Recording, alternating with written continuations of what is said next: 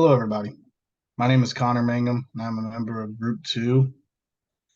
I'm joined here with Anthony Lasada, Kelly Rucci, and Tim Lynch, and we're here to talk to you about the idea of aging in place and why it appeals to so many seniors in today's society.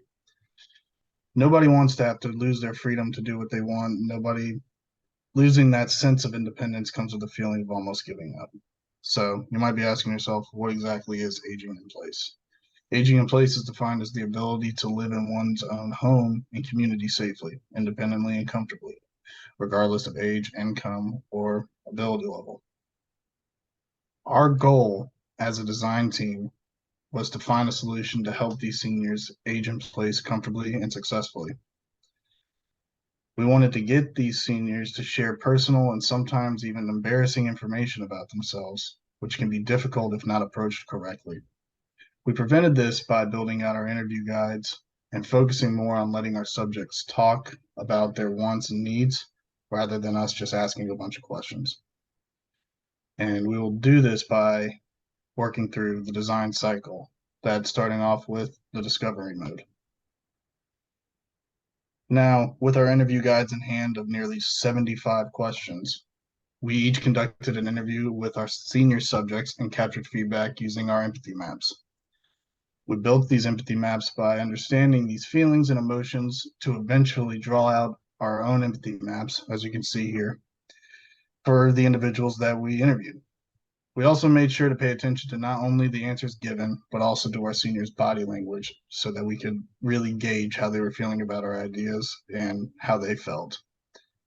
We dug even deeper by encouraging our interviewees to tell stories and just personal experiences. And we took those personal key takeaways from our interviews and we applied them to our idea and to trying to build a solution that will aid them in their quest to continuing to learn, remaining social, and reducing the feeling of isolation. Now, with our discovery information in hand, we are ready to move into the next phase of the design process. And with that, I pass over the torch to Kelly Rucci to explain the define mode. Hello, everyone. Following the mapping that Conor mentioned, we came together as a team to compare notes, and we were able to identify a handful of similar struggles. But also we identified some similar values, hopes, and goals. We synthesized these commonalities into one composite character profile named Grace. You can see here on the left, she is an independent 78-year-old woman who is always willing to lend a hand to others. She enjoys spending time building relationships, but she is becoming increasingly fearful of driving and the isolation that may come with the inability to leave her home. She would like to remain in her home as she ages without losing her sense of community. After we finalized the key takeaways from our character profile, we synthesized Grace's needs and insights to craft point of view statements that would frame our next steps. We began with 3 point of views and narrowed it down to one that did not contain an answer within the statement and the one that best touched on the core need. We started by asking, who are we making this for? The answer, an aging, self-reliant woman. And what does she need? She needs to travel outside of her home. And why does she need this? Because she finds a sense of community through in-person interactions and fears loneliness. This point of view will become the keystone that we build around during the create mode. Keeping our POV in mind, we set out to develop a how might we statement that could bridge the user's need with the potential solutions. We use the how might we statements to open our aperture to focus on possibilities and not limit ourselves to existing constraints. To achieve this, we drafted 10 how might we statements based on the prompts in module 4. From there, we narrowed it down to the top 5 and then the top 1 based on the perfect ratio of narrowness and broadness. The statement that stood out to us was, how might we leverage technology to enhance an aging woman's ability to connect with others? We specifically aim to challenge the assumption that leaving one's home is necessary to facilitate meaningful connections with others. Recent technological advances have revolutionized the quality of life for the general population through increased capabilities, better affordability, and broader access. So we were excited to find a way to apply it to meet this challenge. The how might we statement helped us narrow our thoughts and ideas enough to be able to move into the brainstorming phase. As a team, brainstorming blended our collective creativity, critical thinking, and varied viewpoints. To begin, each of us spent about 10 minutes independently generating ideas and personal notes, free from the potential of group bias thinking. Next, we headlined, calling out our ideas and adding them as sticky notes in Lucid Spark. This measure allowed for rapid iteration and the building of unique thoughts, leading us to an interactive discussion and virtual plussing, as highlighted in Little Bets. This required us to positively reinforce and build off each thought, yielding improved, novel ideas. To narrow down some potential solutions, we had to eliminate some ideas by implementing basic selection criteria. We all agreed that feasibility, affordability, accessibility, ease of implementation, sustainability, and the expected impact would set good solutions apart from great solutions. So with this criteria in mind, we went through multiple rounds of voting. We eliminated most of our 50 and more ideas to arrive at our top 5 ideas. We then debated those as a team until we arrived at one final solution. We landed on interactive, live, virtual reality classes, specifically designed for the aging in place population. This supports our how might we statement, using technology to give aging seniors the ability to meaningfully connect with others around shared interests without leaving their homes. Before developing the prototype, we set out to identify what we were looking to uncover.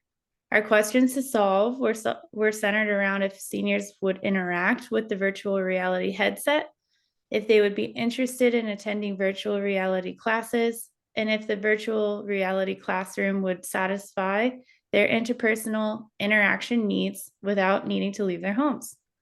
From here, we designed a 3-part prototype, as you can see in the pictures, to investigate the viability of VR, the classroom, and the classes. Together, these 3 small prototypes were intended to present one cohesive experience for the end user to imagine our solution. So taking a look at each picture, first, the ski goggles were used to simulate the user experience for accessing VR classes. They modeled the physical feel of a VR headset. And in one case, where available, we were able to use a real VR technology headset as a proof of concept. The second aspect was a VR classroom mock-up video for seniors to get a feel for the virtual environment and the types of interaction. The third aspect was a visual course flyer showing the actual classes that would be offered in the SOFA series senior seminars to gauge interest.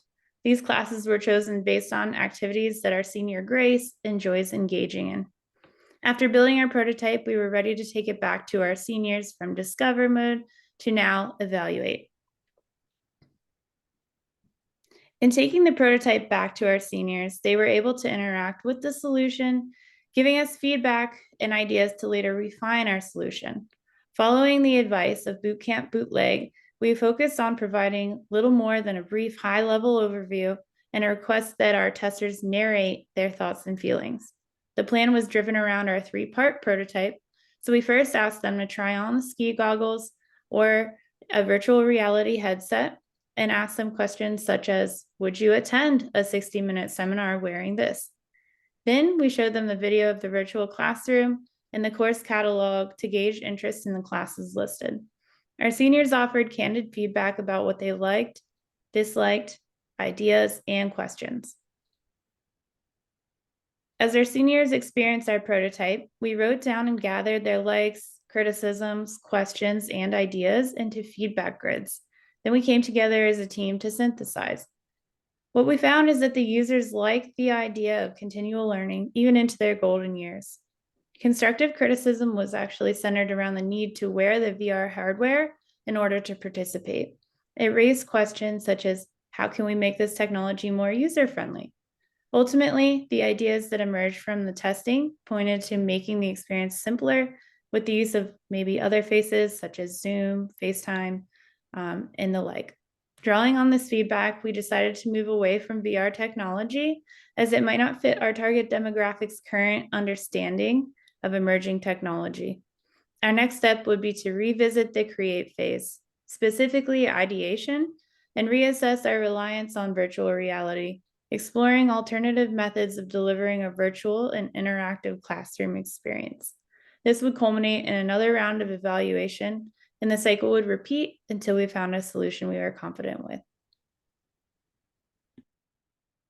Now that we've walked you through all that we've accomplished this semester, we'd like to dive into how it all actually went. We're going to step back over the design cycle one more time and talk about our expectations and our surprises along the way. We're going to talk about the things that went well and where we needed to make corrections. And finally, we'll talk about what we might have done a little bit differently. First up is the discover phase. This was our first real portion of the design cycle, and it came with a little bit of anticipation. In particular, we were worried that we might not get enough information to work with. But as Conor explained earlier, we actually were a bit over-prepared on this. We created a very deep interview guide, and the information flowed freely. We were surprised to learn just how social each of our interview subjects were and how integral that was to their satisfaction of life. In fact, my own grandmother joked that she and her husband were both so socially engaged that they were out of their house every single day. And if that were to change, they would probably drive each other crazy to the point that even after 66 years, they'd end up getting divorced. So armed with this great success and tons of great information, we moved into the next stage, define.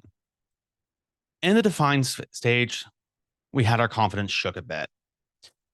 This phase really, I think, challenged our group.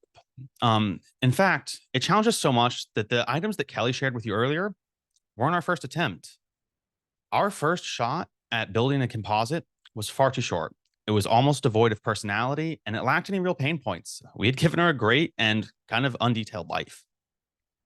And because of that, our POV was very general, broad, and it lacked any sort of punch. So after receiving some constructive feedback, we ended up making our first major correction. We went all the way back and we rebuilt those from almost scratch. We more than doubled our length for our composite, and we added a lot of missing crucial details. And what these details ultimately did was yield a wildly different POV, a better one. And with this new POV, the one that Kelly shared with you, we were able to move forward and step into the create phase. Here we were surprised again, but this time pleasantly. We were really concerned after having our confidence shook during the define phase, how difficult those definitions were. And that 50 idea kind of ball mark that we had put out there to create felt like a lot. We were really worried that we would all end up with about 5 or 6 ideas that we were stuck on, and they'd mostly be the same. We found out the opposite was true. Ideas flowed freely and wildly. They were all over the map, ranging of all different kinds of solutions. What was difficult in this phase was figuring out what our final solution would be. We had hours of productive conversation and multiple rounds of voting before we finally settled on that live VR classroom solution. But with that in hand, we were able to move forward into evaluation. This is where anxiety kind of comes back into play. We now had this solution that we were really proud of and really excited to share with others. And we had to do exactly that. We had to share it with people, people that were going to judge it, tell us whether they liked it or not. And that's a bit nerve-wracking. In fact, that racking of our nerves is what ultimately led to our first surprise and kind of difficulty in this phase, which was avoiding salesmanship. Ironically, the only person that really was good at not slipping into being a salesman was our professional salesman. The rest of us found it really difficult to maintain a mode of neutral inquisitiveness. An additional surprise during this phase was how engaged our interviewees were. We knew going into it that live VR classrooms was probably a long shot for an elderly target audience. But we were making that long shot on purpose, and we were kind of worried about how it'd be accepted. We were worried that maybe it would be off-putting for our testers and they wouldn't engage well, but we found the opposite to be true again. Instead, our testers asked tons of questions like Kelly was sharing with you, and they gave us a lot of really good feedback. And in fact, they started latching onto the classroom portion. We found that they were really excited to continue learning and to do it with other people. So let's look at this process holistically and let's ask the question, what would we do differently? Really, I think there's one big thing we would do differently. As Einstein said, if I were given an hour to solve a problem, I'd spend 55 minutes defining it and 5 solving it. And boy, does that ring true for our team. In fact, we did the define cycle twice. We went back and we had redone it. But even with that, we believe that we could have spent double that over again, maybe 4 times the amount of time in the define cycle. So that's the big change we'd make. Spend more time defining and making sure we have the right definition to work off of. What it might surprise you to learn we wouldn't change is our long shot solution. We kind of believe in nothing ventured, nothing gained. And if we hadn't overshot with the technology, we may not have learned how acceptable Zoom and FaceTime were to the elderly audience. It surprised us greatly. It may be an outcome of the recent pandemic that we just went through, but it was a fantastic insight to come out with. So we know we need to step back into the create phase, and that's all right. We'll do that. But that doesn't stop us from building a business model. And my friend Tim here is going to walk you through what that looks like for our group. Thanks, Anthony. So as you can see, we've taken all the work on the design thinking process and condensed our business concept into a comprehensive framework utilizing the business model canvas. This canvas represents the key aspects of our virtual classroom for people aging in place. The first grouping I'd like to focus your attention on is our customers. Starting with our customer segments, our virtual classroom primarily caters to aging individuals who live independently or are aging in place. These are seniors seeking intellectual stimulation, personal growth, and a sense of belonging. We also extend our services to individuals who value in-person interactions, but may be limited by mobility or access to community centers. Next, I'd like to focus on the relationships that we have with our customers. We understand the importance of building strong relationships with our users. We provide personalized support, ensuring that our customers receive prompt and helpful assistance. We engage with our users through newsletters, updates, feedback surveys, actively seeking their input to enhance the virtual classroom experience. Additionally, we foster community building activities such as discussion forums, online events, and group activities to encourage interaction amongst our users. And finally, let's talk about the channels, the way we reach our customer base. To reach our target audience, we employ a combination of online marketing channels such as social media, online advertisements, and email marketing campaigns. We also collaborate with senior care organizations to promote our virtual classroom to their members. Furthermore, we encourage word-of-mouth recommendations from satisfied users, as personal experiences play a significant role in spreading awareness about our virtual classroom experience. And nothing is more telling than a personal testimony.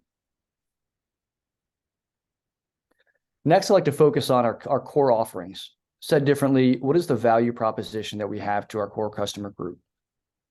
Our virtual classroom offers tremendous value to aging individuals.